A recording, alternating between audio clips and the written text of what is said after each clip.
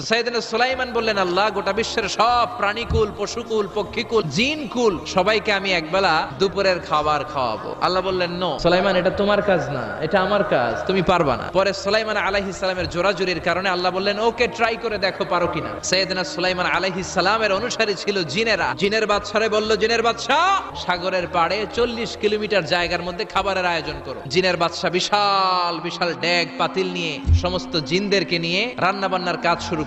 40 kilometre ব্যাপী জায়গা নিয়ে খাবার তৈরি করা হচ্ছে। সব যখন রান্না শেষ, চলে এলো সেই মহেন্দ্রক্ষণ। ইন দ্য মিন টাইম সাগরের ভেতর থেকে এক বিশাল আকৃতির তিমি মাছ হা করে ডেকে বলল, সুলাইমান, খাবার দাও। উনি ঘোষণা দিলেন, যাও, এটারে খাবার দাও। তিমি মাছ বিশাল বড় হা করে বসে আছে সাগরে। জিনের বাদশা খাবার দিতে লাগলো। 1 কিলোমিটার শেষ, 5 কিলোমিটার শেষ, 10 কিলোমিটার শেষ, 40 কিলোমিটার শেষ। এখনো তিমি মাছের মুখ হা করা আছে না নাই? সাইয়েদনা সুলাইমান, শি ইজ